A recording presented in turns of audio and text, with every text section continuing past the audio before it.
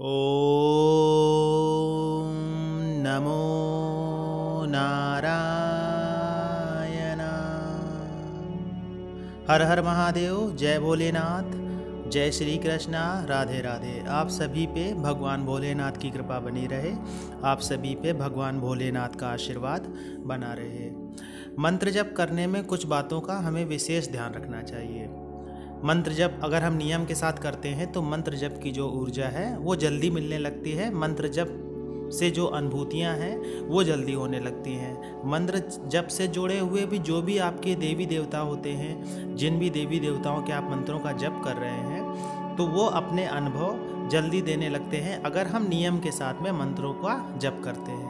जैसे आपके कोई फिजिकल गुरु हैं, आपके कोई गुरु हैं जिनसे आप गुरु दीक्षा लेते हैं या जिनसे आप मंत्रों को लेते हैं मंत्रों को सिद्ध करने के लिए, तो वो आपको सारा ज्ञान दे ही देते हैं। लेकिन अगर आपके कोई फिजिकल गुरु नहीं है फिर भी आप मंत्र जप करना चाहते हैं तो कुछ बातों का विशेष ध्यान रखिए।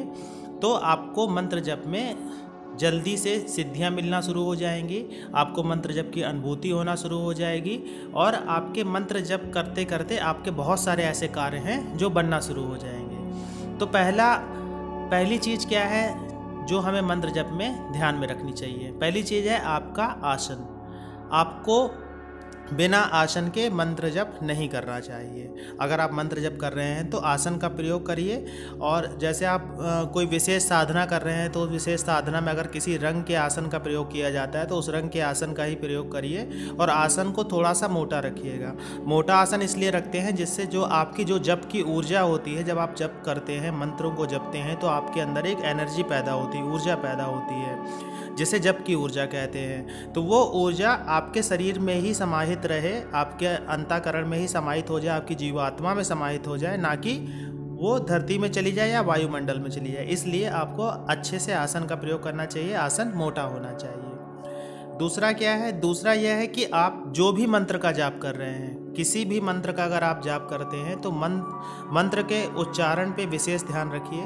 मंत्र का उच्चारण बिल्कुल भी गलत नहीं होना चाहिए। कोई भी मंत्र अगर आप जप रहे हैं तो उस मंत्र का उच्चारण सही रखिए। अगर आप मंत्रों को गलत जपेंगे तो उस मंत्र का फल आपको नहीं मिल पाएगा। जिस मनोरथ से आप मंत्र को जप रहे हैं या साधना कर रहे हैं वो आपकी साधना पूरी नहीं हो पाएगी, क्योंकि आप मंत्र को सही से नहीं जप रहे हैं। इसलिए मंत्र का उच्चारण अच्छे से ज़रूर सीख लीजिए, उसके बाद ही मंत्र को जपिए। तीसरी चीज़ यह है कि जब भी आप पूजा पाठ करते हैं तो पूजा वाली जगह पे आप जैसे अगर बैठ के मंत्र जप कर रहे हैं तो कि जैसे कोई आपको एक दिशा दे दी कि जैसे आपको बोला गया कि आप उत्तर दिशा की तरफ मुंह करके मंत्रों को जपिए। ज़्यादातर जो सात्विक मंत्र होते हैं उनकी दिशा उत्तर ही रहती है या फिर पूरब रहती है। तो आप इस तरह से मंदिर में मत बैठिए कि आपकी पीठ मंदिर की तरफ हो जाए। मंदिर की तरफ पीठ नहीं करके बैठना है।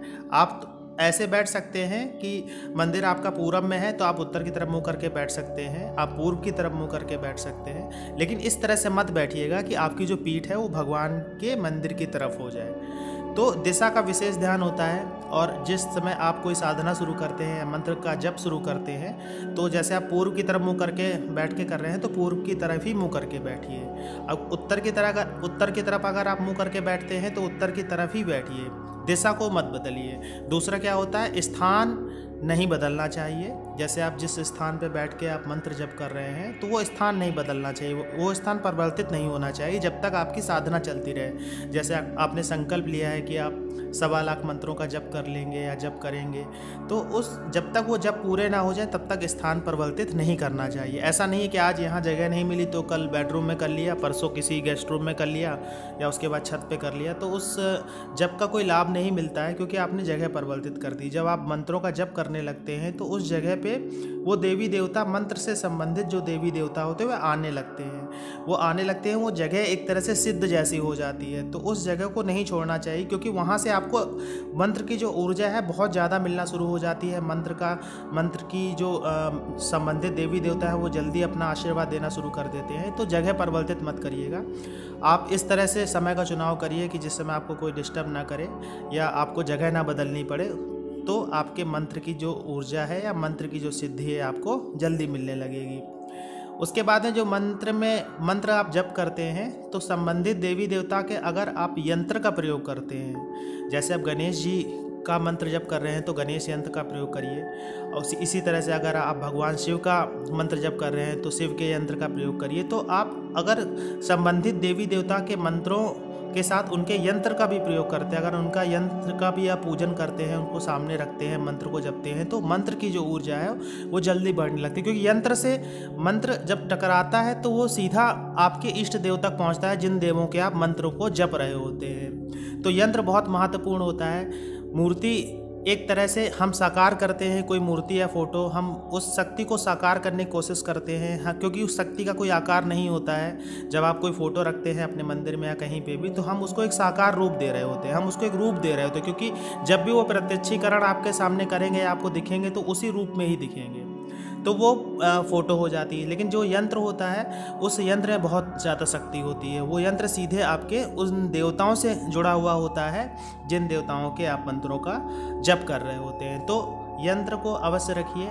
और दीपक आप जलाते ही हैं, दीपक को भी जलाना है। जब तक आपका मंत्र जप चलता रहेगा तब तक वो दीपक जलता रहेगा। ऐसा नहीं है कि आप बीच में ज़्यादा देर मंत्र जप कर रहे हैं और थोड़ा सा ही उसमें घी डाला तो दीपक बुझ गया, ऐसा नहीं है। दीपक को मत बुझने दीजिए। जब तक आपका मंत्र जप चलता रहेगा तब तक दीपक जलता रहेगा। अगर आप धूप भी जला के लगातार रख सकते हैं तो धूप को भी जलाइए। उसके बाद में जब आपका मंत्र जप पूरा हो जाता है तो मंत्र जप पूरा होने के तुरंत बाद आपको आसन से नहीं उठना है। ऐसा नहीं कि मंत्र जप पूरा हुआ, आसन समेटा और जल्दी उठ के, ऐसा नहीं है। आपको कम से कम वहाँ पे 5 मिनट तक बैठना है। जिस माला से आपने मंत्रों का जप किया है उस माला को कम से कम 5 मिनट के लिए धारण करिए। और 5 मिनट का जब आप धारण करेंगे उस माला को, तो मंत्र की जो ऊर्जा माला में समाहित हो गई होगी वो भी आपके अंदर समाहित होना शुरू हो जाती है, और उस मंत्र में जो जितनी भी ऊर्जा गई होती है वो वापस आपके शरीर में आ जाती है। इसलिए मंत्र जपते समय जो माला होती है उसको थोड़ी देर के लिए हमें पहनना चाहिए। उसके बाद माला को आप गौमुखी में या फिर किसी कपड़े में लपेट के मंदिर में ही रख दीजिए। माला को ज़मीन में टच नहीं होने दीजिएगा। उसके बाद में क्या होता है कि जब तक आप गले में माला पहने रहें तो उस समय आपको आंख बंद करके ध्यान करना चाहिए। जिन भी देवी देवताओं के मंत्रों का आप जप करते हैं उन देवी देवताओं के जैसे आप कोई फ़ोटो रखे हैं या मूर्ति रखे हैं तो उनको ध्यान करते हुए आप आज्ञा चक्र पे ध्यान लगाइए। कहने का अर्थ यह है कि आपको मंत्र जप के बाद में कुछ देर ध्यान करना है अपने उन देवों का जिन देवों के आप मंत्र जप कर रहे हैं। उनका ध्यान अवश्य करना चाहिए। कम से कम 5-10 मिनट, जितनी देर आप कर सकते हैं, आधे घंटे कर सकते हैं, 1 घंटे कर सकते हैं, जितना आप कर सकते हैं, जितना आपके अंदर सामर्थ्य है उतना अवश्य करना चाहिए। लेकिन कम से कम 5 या 10 मिनट तो करना ही चाहिए आपको ध्यान। उसके बाद में जैसे अगर आप पूजा ये ध्यान करने के बाद में या मंत्र जप करने के बाद तुरंत उठ के चल देते हैं, ध्यान करने के बाद में तो आपकी जो मंत्र जप की ऊर्जा होती है वो आप में समाहित हो जाती है, अब उसके बाद उठ सकते हैं वहाँ से। लेकिन मंत्र जप के तुरंत बाद नहीं उठना चाहिए। मंत्र जप के तुरंत बाद अगर आप उठते हैं, ज़मीन में पैर रखते हैं, तो जो मंत्र की जो ऊर्जा होती है वो ज़मीन में समाहित हो जाती है। इसलिए हमको आसन पे ही थोड़ी देर तक बैठे रहना चाहिए, जिससे आपके मंत्र की जो ऊर्जा है वो आप में समाहित हो जाए और आप उस पूरी ऊर्जा का लाभ ले पाए। तो आशा है जानकारी आपको पसंद आई होगी। जानकारी अच्छी लगी हो तो वीडियो को लाइक करिएगा। कमेंट्स में जय माता दी, जय श्री कृष्णा, हर हर महादेव लिखिएगा। आपको कोई डाउट हो तो आप कमेंट्स में लिख के पूछिएगा। मिलते हैं आपसे अगले वीडियो में नई जानकारी के साथ में। तब तक के लिए जय श्री कृष्णा।